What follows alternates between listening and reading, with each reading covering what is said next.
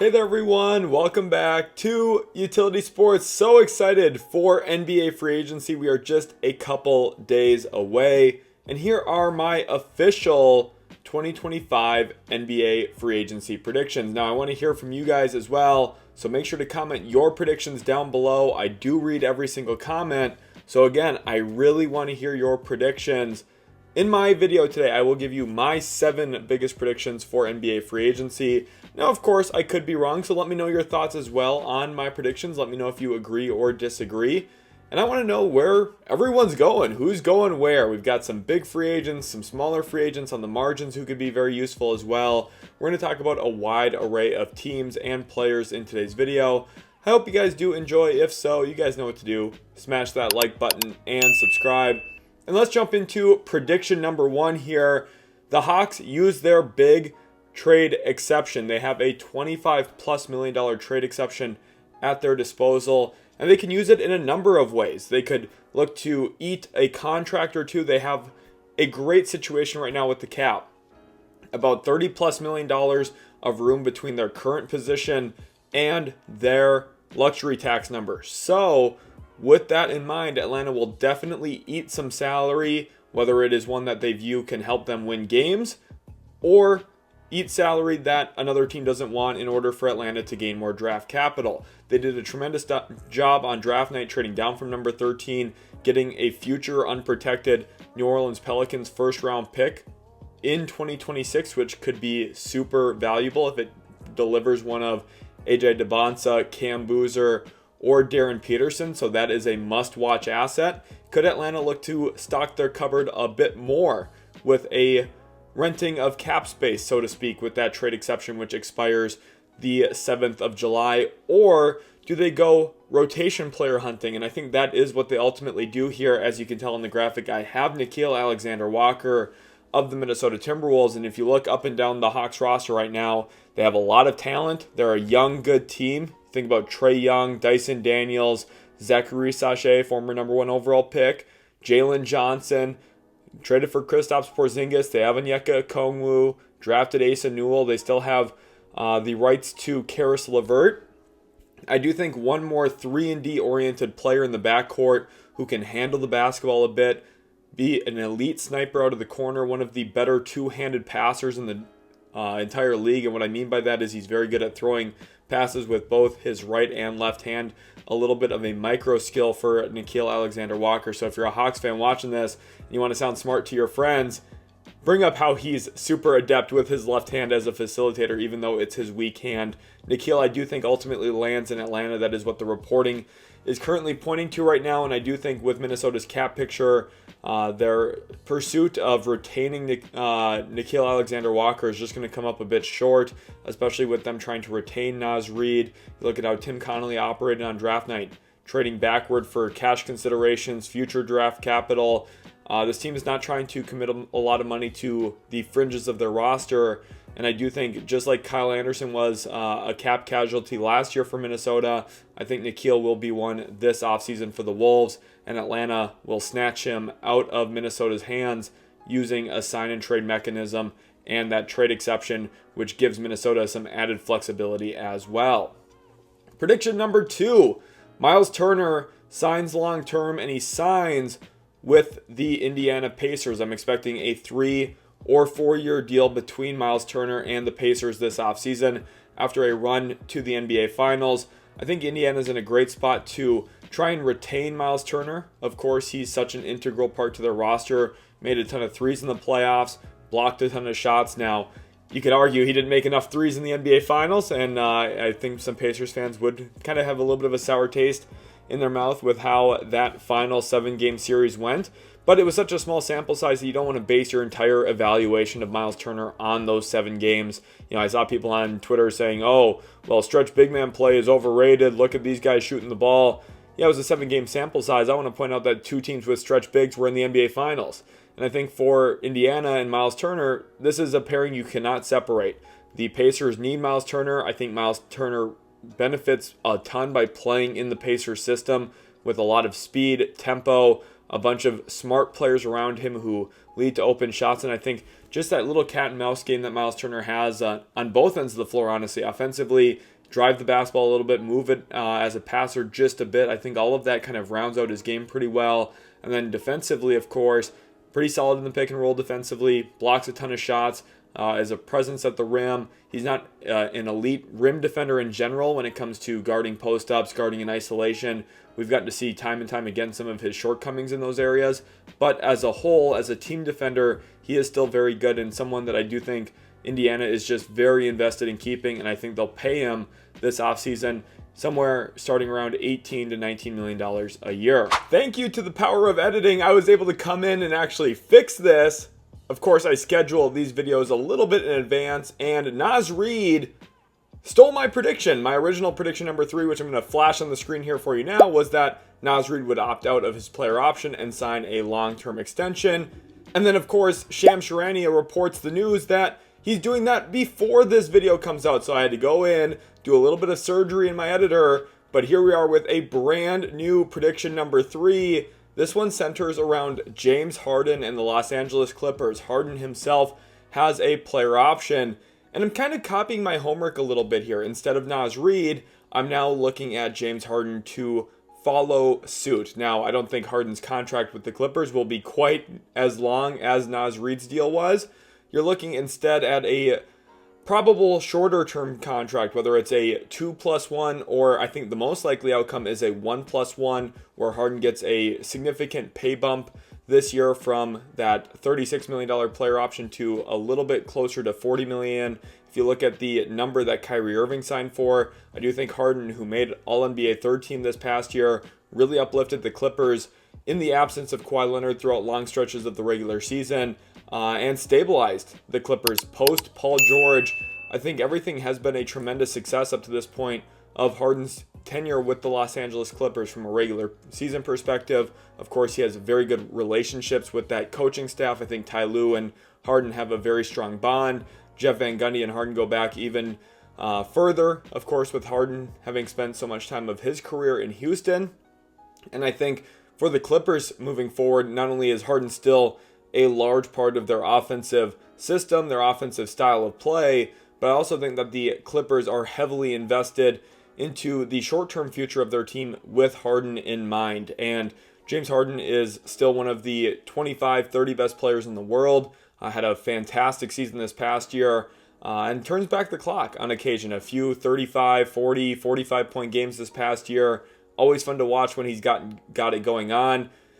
Of course, now I had to kind of pivot, switch my prediction up, but I do think Harden sticks with Los Angeles, and I think he will get a reconfigured contract somewhere around 2 years, $80 million, with a likely player option for that second season, giving Harden just a little bit of extra flexibility for him to take less money than the maximum that he's allowed for. Let's jump back now to prediction number 4 and get back on schedule. Prediction number 4, the Golden State Warriors trade Kuminga in a sign and trade out east. Now, there are 2 teams I want to talk about, the Chicago Bulls and the Miami Heat. There has been some reporting, of course, Shams Charania during the draft mentioned the Miami Heat as a team that is interested in looking at Jonathan Kuminga. There is a real chance that Miami could ship Andrew Wiggins back to Golden State in that kind of deal, and almost like Andrew Wiggins was a rental until Kuminga's new contract was ready to sign and trade. Of course, they could not trade for Kuminga in the Jimmy Butler deal because of the salary restrictions. There was just no feasible pathway there for Miami in that process, but they might be able to walk out with him here ultimately. And for the Warriors, I do think getting Andrew Wiggins back in exchange for Kuminga would be good for them. Wiggins right now is a better player for Golden State than Kuminga is. And I think especially within their system, with the way that they play, getting another big, long athlete would be awesome for them. But then you have that Jimmy Butler and Andrew Wiggins drama. And, of course, that didn't go well in Minnesota. Now, is that water under the bridge? Probably. I don't think that's going to be the biggest problem. I don't think that's going to be too huge of a deal. But maybe it is something that the Warriors do consider. Of course, Kevin Durant did not want to return to Golden State. Ultimately did not. Could Andrew Wiggins and that Jimmy Butler long-term history play into this? Maybe a little. Could a team like Chicago excel and step up and say, no, we want Jonathan Kuminga, and they do have a player that we know the Warriors have been interested in Nikola Vucevic. Could a stretch big man, skilled playmaking passer, someone who has a good post-up game, could be really phenomenal in post splits, something that the Warriors go to a ton. Is that the kind of player that I think the Warriors could land? And I ultimately do prefer, honestly, for both sides, the Bulls being the team to land Jonathan Kuminga. I think if Golden State's able to walk out with Nikola Vucevic, maybe some form of either small draft capital or Lonzo Ball in there as extra filler, depending on what the number looks like for Kuminga, the Warriors could walk out as one of the big winners of the offseason, moving Kuminga to a team that is more focused on points per game than wins in Chicago.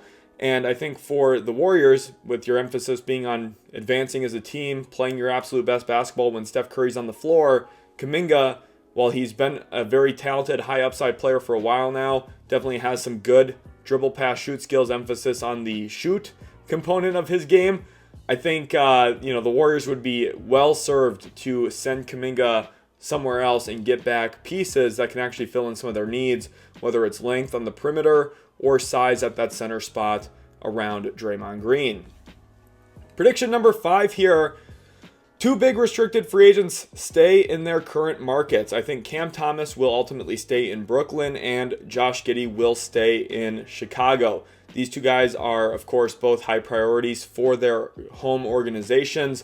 Let's start with Chicago. They made a huge trade for him this past offseason, right? They traded Alex Caruso to Oklahoma City, now NBA champion Oklahoma City Thunder, and received Josh Giddey. While I didn't love that trade for them, I did understand it from a points, rebounds, assists perspective, saying, hey, this is a guy who's going to put up numbers for us.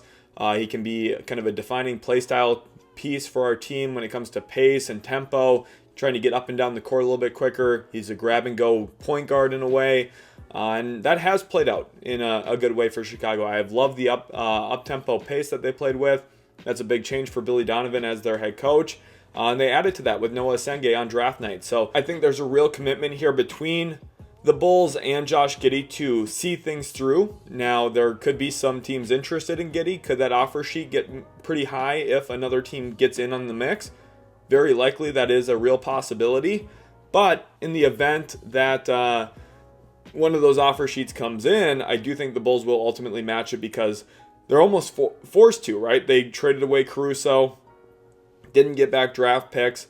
They need Josh Giddey to stay a Chicago Bull, and he will. Cam Thomas, I think, is a fascinating scenario here. I think he's going to sign a cheap offer sheet or a cheap contract extension with the Brooklyn Nets, and he will stay in Brooklyn for a very affordable price. This is a very talented player. Honestly, with the market that Jonathan Kuminga is about to have, Cam Thomas is a much better player than Jonathan Kuminga. He's been much more productive. I think he's got a much more legitimate pathway to being an efficient 25-point per game scorer in the NBA. And the Nets, who invested so heavily in playmaking in this draft with Ben Seraph and Danny Wolf and Yegor Demin and Nolan Traore, well, a lot of the shots are going to go toward Cam Thomas here. He has never seen a shot he hasn't liked, and now he's got a bunch of guys who can create off the dribble a bit, pass the basketball. Cam Thomas is in line to score a lot and scored a pretty efficient clip, honestly, too, if I had to guess. And this past year, suffering an injury that shortened his season, I think is going to help his market actually stay pretty low. I'm looking at somewhere around 4 years, $76 to 4 years, $84 million for Cam Thomas, which I think is actually a pretty good budget steal here for the Brooklyn Nets this offseason. Prediction number 6, Clint Capela signs with the Los Angeles Lakers. It was already looking like Clint Capela had found the door there in Atlanta. Of course, lost the starting spot halfway through the season as Onyeka Okongwu surpassed him on the depth chart. But now Atlanta, with new GM Onsi Sala, went out and targeted Kristaps Porzingis, adding a stretch big man into the mix for the first time in Trae Young's career with the Hawks. I love what Atlanta's been able to do. I really liked what they were able to acquire. Of course, now they're still in line for Nickeil Alexander-Walker potentially this offseason. And they could maybe either facilitate a Clint Capela sign and trade to the Lakers or just flat out lose him and say, okay, well, that's fine. We didn't need you anyway, big fella. And the Lakers, they're looking at saying, we do need you, big fella. Please come over here. And it's kind of crazy to me that Capela might have gone his whole career going from James Harden to Trae Young to Luka Doncic, having played with like 3 of the best lob passers in the last 20 years. That is ridiculous. Also played with Chris Paul. So honestly, 4 of the best lob passers in the last 20 years. Capela is honestly kind of a byproduct of elite point guard play. He's never been a skilled big man, but what he's been is an athlete, a rim protector, and I think for the Lakers, while it's not a complete solution to all of their problems, the draft pick of Adou Thiero, the addition of Clint Capela, would kind of strengthen their team defense as a whole a bit, give them a bit more athleticism, a bit more size, and he is just a better player than Jackson Hayes at the end of the day.